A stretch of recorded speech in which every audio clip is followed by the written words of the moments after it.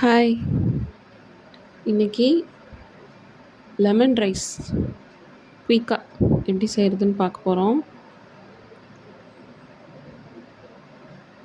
இந்த வெயில் சீசனுக்கு லெமன் ஜூஸ் அப்புறம் கூல் ட்ரிங்க்ஸ் நிறையா எடுத்துப்போம்.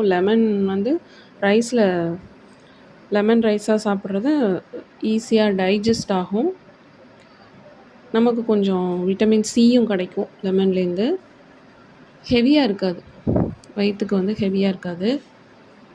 ஸ்கூலுக்கு லஞ்ச் பாக்ஸ்க்கு, ஆஃபீஸ் போகிறவங்களுக்கு லஞ்ச் பாக்ஸ்க்கு, அப்புறம் வெளியில் ட்ரிப்பு போகும்போது வீட்டு சாப்பாடு ஒரு நாள் ட்ரிப்பு அந்த மாதிரி இருக்கும்போது இந்த மாதிரி செஞ்சிட்டோம்னா ஸ்வீட்டு ஃபுட் ஆகிடும், வீட்டில் செஞ்ச சாப்பாடு ஆகிடும். அதுக்கு தேவையான பொருட்கள் சிம்பிள் தான். 1 ஸ்பூன் கடலைப்பருப்பு, 2 பச்சை மிளகா, கடுகு, உளுத்தம்பருப்பு இதெல்லாம் தாளிக்கிறதுக்கு எடுத்து வச்சுருக்கேன். அதோட வேர்க்கடலை, வறுத்த வேர்க்கடலை தோல் உரித்து எடுத்து வச்சுக்கணும். நான் எப்பொழுதும் அது சேர்ப்பேன், வேர்க்கடலை சேர்ப்பேன், நல்லாயிருக்கும். அப்புறம் லெமன், ஒரு நல்ல பெரிய லெமன் கட் பண்ணி ஜூஸ் புழிஞ்சு வச்சு அதோட உப்பு சேர்த்து உப்பு கலந்து வச்சுருக்கேன். நமக்கு எவ்வளோ தேவையான உப்பு ரைஸ்க்கு அதை கலந்து வச்சுருக்கேன். உப்பு போடலைன்னா கசந்து போயிடும், ஒரு மாதிரி கசப்பாக இருக்கும், துவர்ப்பும் அதிகமாக இருக்கும். ஸோ உப்பு சேர்த்து வச்சிடணும். வறுத்த கடலை எடுத்துக்கிட்டேன். ஸ்டவ்வில் பேன் வச்சுட்டு ஸ்டவ் ஆன் பண்ணிவிட்டு நான் தேங்காய் எண்ணெய் யூஸ் பண்ணுவேன். லெமன் ரைஸ்க்கு தேங்காய் எண்ணெய், குக்கிங் கோகோனட் ஆயில் யூஸ் பண்ணால் ரொம்ப நல்லாயிருக்கும். அந்த ஃப்ளேவர் வாசனை ரொம்ப நல்லாயிருக்கும். ஸோ அடுப்பை பற்ற வச்சுட்டு சூடு ஏறினோன்னே தேங்காய் எண்ணெய் ஒரு 2 ஸ்பூன் ஊற்றிக்கிறேன். அதில் இந்த தாளிக்கு எடுத்து வச்சுருந்த பொருட்கள்லாம் ஆட் பண்ணணும். கடுகு, உளுத்தம்பருப்பு, கடலைப்பருப்பு எல்லாம் போட்டு நல்லா பொரிஞ்சு வரணும். பொரிஞ்சு வந்ததுக்கப்புறம் பச்சை மிளகா, கருவேப்பிலை, கொத்தமல்லி இதெல்லாம் ஆட் பண்ணலாம். அதெல்லாம் போட்டால் பசங்க சாப்பிட மாட்டாங்கன்ட்டு நான் இதை மட்டும் ஆட் பண்ணுறேன். அது போட்டால் இன்னும் வாசனையாக இருக்கும். வரமிளகாவும் போடலாம். பச்சை மிளகா போட்டால் உடனே சாப்பிட்றணும், ஏன்னா அந்த தண்ணி விட்டுரும், வாடை வந்துடும், சாதம் வீணாக போயிடும்னு சொல்லுவாங்க. வரமிளகா போட்டால் நம்ம ஒரு நாள் ஃபுல்லாக வச்சுக்கலாம், ஃப்ரிட்ஜிலலாம் வைக்கணும்னு அவசியம் இல்லை, வெளியிலே வச்சு செஞ்சுக்கலாம், சாப்பிட்டுக்கலாம். அப்புறம் வேர்க்கடலை ஆல்ரெடி வறுத்த வேர்க்கடலை அதையும் போட்டு கிண்டிக்கணும்.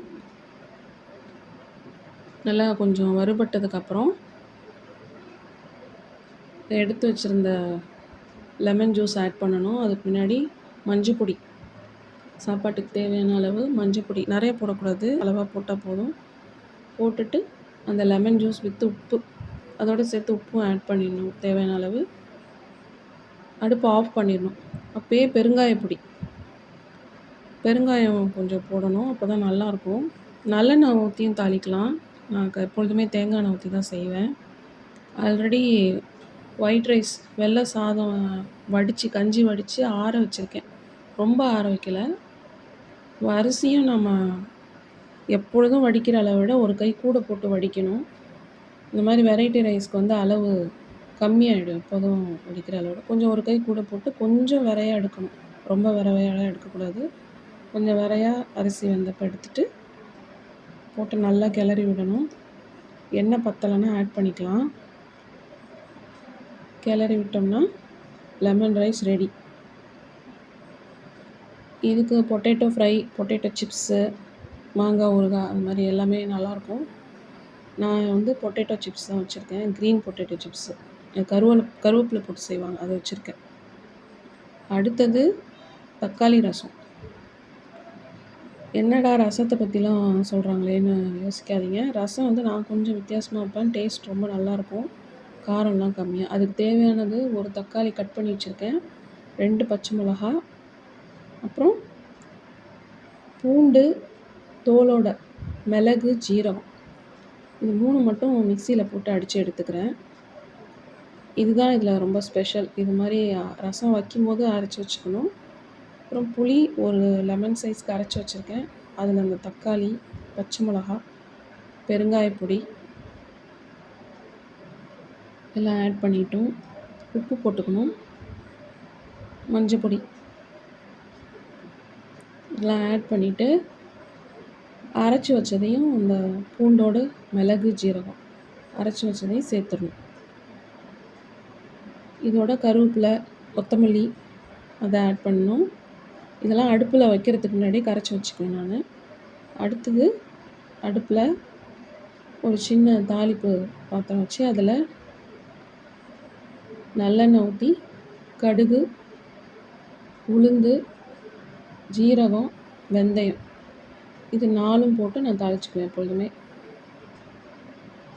கடுகு, உளுந்து, ஜீரகம், வெந்தயம் 4ம் தாளித்து நல்லா பொரிஞ்சு வந்ததுக்கப்புறம் இந்த ரசம் அடுப்பில் எடுத்து வச்சு அதை அந்த தாளித்ததை சேர்த்துடணும். ஒருத்தர் தாளிச்சுட்டு அதில் அப்படியே ஊற்றுவாங்க ரசத்துக்கு கரைச்சதை. நான் யூஸ்வலாக இது மாதிரி தான் செய்வேன். அப்படியும் செய்யலாம், இப்படியும் செய்யலாம். நல்லா பொரிஞ்சு வரணும்.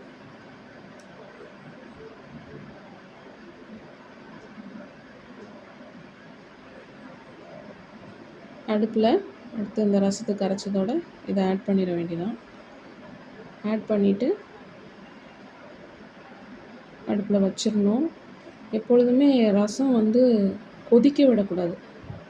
நல்லா பபுளாக முட்டையாக வர அளவுக்குலாம் வைக்கக்கூடாது. அது கொதிக்கிறதுக்கு முன்னாடியே ரசத்தை இறக்கிடணும். அப்போ தான் நல்லா வாசனையாக டேஸ்ட்டாக இருக்கும். ஓரளவுக்கு ஓரத்துலலாம் லைட்டாக பபுள் ஃபார்ம் ஆகும். அந்த நேரத்தில் நம்ம இறக்கிடணும். அடுப்பை ஆஃப் பண்ணிடணும். இறக்க போகிறதுக்கு முன்னாடி தனியாக மிளகு ஜீரக பொடி வறுத்து அரைச்சி வச்சுருக்கிறேன். அந்த பொடியை இறக்கிறதுக்கு முன்னாடி தூவி அடுப்பை ஆஃப் பண்ணிடணும். அது மாதிரி பண்ணி மூடி வச்சிட்டோம்னா, தட்டு போட்டு மூடி வச்சிட்டோம்னா சாப்பிடும்போது நல்ல வாசனையாக இருக்கும் ரசம். குழந்தைங்களுக்குலாம் செரிமானம் ஆகும் ஈஸியாக. இது மாதிரி ட்ரை பண்ணி பாருங்கள் வீட்டில். அப்புறம் அன்றைக்கி முட்டை கிரேவியும் பண்ணியிருந்தேன்.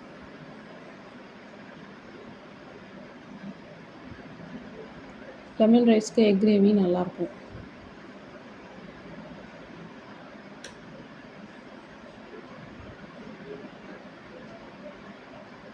இந்த ரெசிபி உங்களுக்கு பிடிச்சிருக்கும்னு நினைக்கிறேன். நான் சொன்ன மாதிரி செஞ்சு பாருங்க. டேஸ்ட் எப்படி இருக்குன்னு கமெண்ட்டில் சொல்லுங்கள். சப்ஸ்கிரைப் பண்ணுங்கள், கமெண்ட் பண்ணுங்கள், ஷேர் பண்ணுங்கள், லைக் பண்ணுங்கள், சப்போர்ட் பண்ணுங்கள். தேங்க்யூ.